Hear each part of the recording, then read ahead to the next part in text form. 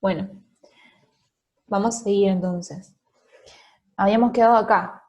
¿Por qué, ¿Por qué se observan alteraciones en la velocidad de desencadenamiento del potencial y en su amplitud? Porque hay pocos canales de sodio que se logran abrir. Bueno, eso ya lo habíamos alcanzado a charlar recién. ¿Por qué se produce una parálisis flácida y dificultad respiratoria? Por la pérdida de tono muscular. Esto es lo que dije recién. Eh, Justamente como las neuronas no están pudiendo despolarizarse, justamente por el hecho de que los canales de sodio no se pueden abrir, entonces la neurona no puede transmitir ese mensaje a los músculos y los músculos no actúan por sí mismos, entonces no responderán, o sea, no van a hacer nada, van a estar ahí como, vos no me estás diciendo que yo haga nada, yo no voy a hacer nada, porque los nervios sí o sí eh, manejan todo. Entonces, sigamos la siguiente diapo. Acá. Se dispone de una preparación neuromuscular para estudiar la transmisión sináptica. Se realizan 3 experimentos. Cómo se comportará la transmisión sináptica y cómo se modificará la respuesta muscular en cada uno de estos experimentos. Entonces dice, la primera, se añade a la preparación un fármaco que bloquea los canales de calcio regulados por voltaje. Entonces, ¿qué pasa? Acá no hay liberación de acetilcolina desde las vesículas presinápticas porque el calcio se ve imposibilitado a ingresar a la neurona para desencadenar dicho proceso. ¿Sí? Esto es lo que habíamos hablado hoy, eso es lo que yo expliqué. ¿Qué pasa? El, el potencial de acción tiene que estimular a los canales de calcio para que se abran. Si esos canales de calcio no se abren, entonces no entra el calcio, ese calcio no puede estimular a la vesícula, esa vesícula no se abre, no libera el neurotransmisor y la siguiente neurona no es estimulada, entonces no se produce la sinapsis.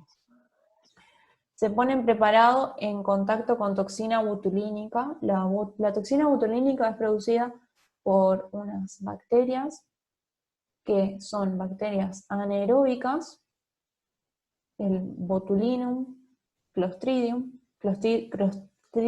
botulinum, mejor dicho, lo dije al revés.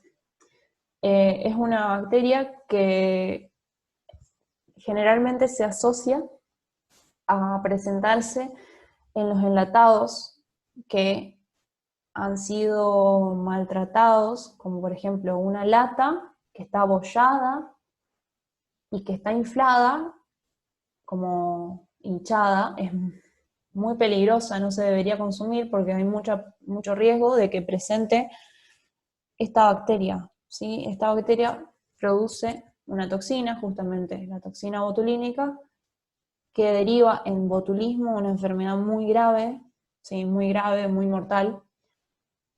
Por eso es que es muy importante no consumir las latas cuando están en ese estado. ¿Sí? ¿Qué es lo que pasa? ¿Por qué es tan grave? Porque justamente bloquea la liberación de acetilcolina, ¿sí? Entonces, imaginen, la acetilcolina sería el neurotransmisor. Si no se libera el neurotransmisor, no se va a producir sinapsis, no se va a producir nada, ¿sí? Por eso es tan grave la enfermedad. Después, se pone el preparado en contacto con curare. El curare es un veneno, ¿sí? Es el veneno que le dieron a Sócrates cuando lo obligaron a suicidarse. Sócrates era un filósofo griego muy importante.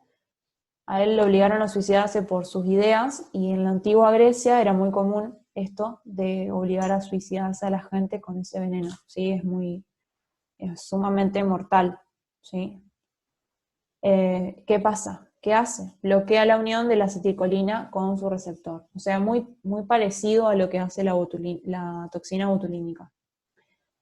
Entonces, en ninguno de los 3 casos se va a producir la contracción muscular porque el proceso está bloqueado, ¿sí? Ay, lo pasé muy rápido, lo leemos. Y se establezca las diferencias del sistema autónomo con el sistema somático. Bueno, algo estuvimos hablando de esto. ¿Cuáles son los órganos afectores del sistema nervioso autónomo? El músculo liso, las glándulas y el miocardio, ¿sí?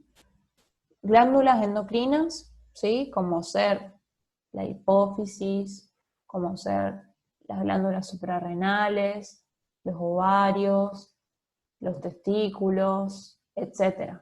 Músculo liso, ¿dónde encontramos músculo liso? Por ejemplo, en los intestinos. Miocardio se encuentra en el corazón, ¿sí? Y en las grandes arterias. En cambio, el órgano efector del sistema somático, ¿cuál era? El que ya dijimos, músculo esquelético, ¿sí? Ahora, presencia de ganglio, acuérdense, ganglio nervioso. Estamos hablando de ganglio nervioso, no confundir con el ganglio linfático, una cosa no tiene nada que ver con la otra, son completamente diferentes. ¿Qué es un ganglio?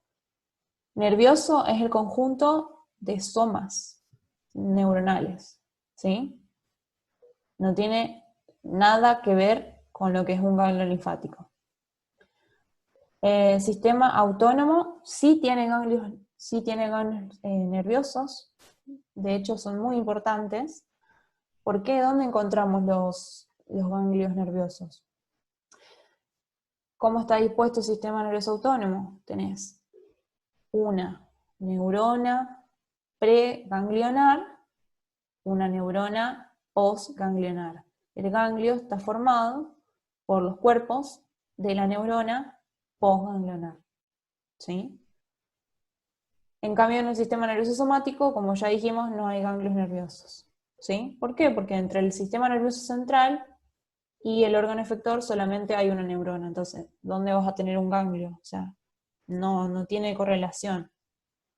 Ustedes, si piensan en la función, ya se van a dar cuenta, ¿sí? Entonces, número de neuronas desde el sistema nervioso central al efector. Tenemos dos, la preganglionar y la postganglionar, acabamos de nombrar eso.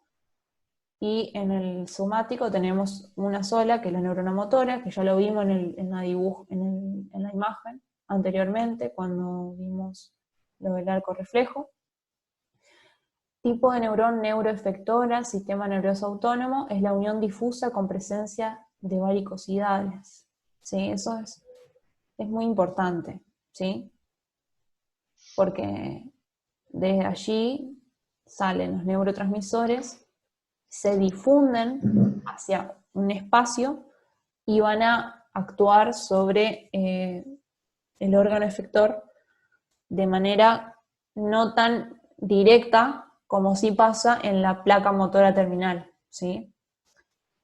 La placa motora terminal, acuérdense que es el músculo esquelético inervado por una neurona, ¿sí? La fibra, ¿sí? La fibra muscular. Después tenemos el efecto del impulso nervioso sobre el músculo. Esto es lo que hablábamos hoy, que yo les decía que el sistema nervioso autónomo tiene dos ramas, el simpático y el parasimpático. Generalmente, así a grandes rasgos, el simpático, ¿qué es lo que hace? Envía impulsos excitatorios. En cambio, el parasimpático, los impulsos inhibitorios. ¿Sí? En cambio, el sistema nervioso somático solamente excita a las fibras musculares, ¿sí? ¿Por qué? Porque, a ver, si nosotros queremos inhibir la función de un músculo esquelético, lo que hacemos es evitar estimularlo, no lo tocamos, no le hacemos nada, ¿sí? En cambio, en el sistema nervioso autónomo es diferente, ¿sí?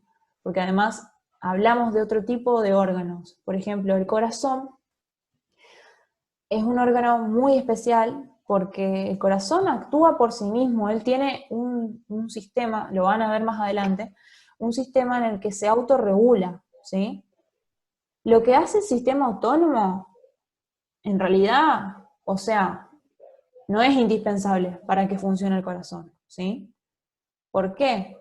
El corazón, de hecho, podría funcionar denervado, ¿sí? Hay personas que viven con el corazón denervado. Son las personas que han sufrido un trasplante de corazón, no tienen el corazón unido al sistema nervioso autónomo, ¿sí? Y de todas formas sigue funcionando y siguen viviendo, obviamente, tienen una vida que tienen que llevar muy, muy cuidadosa, ¿sí? Pero en cambio, Sí, acuérdense, por eso no pueden excederse en la cantidad de ejercicio que hacen, sus pulsaciones tienen que estar reguladas, por eso están regulados eso todo el tiempo, tienen que tener una dieta rica en calcio, porque necesitan el calcio para que siga funcionando ese marcapaso autónomo, que ya van a verlo en fisiología cardíaca, que ocurre en ese marcapaso. exactamente, ya lo van a ver, así que es súper, súper linda esa parte, es súper interesante, es increíble, o sea, uno se queda con la boca abierta cuando se entera de todas esas cosas, pero es muy, muy, muy interesante, de verdad. O sea, lo que hace el sistema nervioso autónomo es, por ejemplo, excitar el corazón, o sea, hacer que lata más fuerte o que lata más lento, pero el corazón late sí o sí, ¿sí? En cambio, los Por, e- por músculos, eso, por eso hasta después de muerto hay reacciones del cuerpo que a veces hasta el corazón a veces se dice que sigue latiendo y en realidad la persona ya está muerta. Porque puede llegar a ocurrir eso, depende de los depósitos que tenga la persona de distintos iones en el cuerpo. exacto. En cambio, acuérdense, los músculos esqueléticos, si no son estimulados por el sistema nervioso, no pueden actuar, ¿sí? Por más que quieran, no va a pasar, ¿sí? El tipo de fibras es multiunitaria unitaria para el autónomo y es músculo esquelético para el somático. Neurotransmisores en la sinapsis con el efector, en el autónomo es noradrenalina y acetilcolina, y en el somático acetilcolina. El efecto de la denervación es esto, que habíamos hablado, no tiene efecto en el sistema autónomo. ¿Por qué? Porque el órgano puede seguir funcionando por sí mismo, ¿sí? En cambio, en el somático se produce atrofia, ¿sí? No puede funcionar. Ahí ya le paso a la siguiente. Eh, Ana realizó un trabajo práctico sobre la función del corazón con una rana. Durante el mismo tuvo que manipular dos sustancias, atropina, inhibidor de los efectos muscarínicos de la acetilcolina y adrenalina, que modifican la actividad cardíaca. Al concluir el trabajo, tenía cefalea intensa, cefaleas, dolor de cabeza, y sequedad en la boca. Comprobó además que sus pupilas estaban dilatadas. ¿Cuál de las sustancias habrá sido la responsable de los efectos observados? Y la responsable es la atropina, ¿sí? Porque es un inhibidor de los neurotransmisores. Entonces, por eso es que ha provocado eso. Acá les dejo los links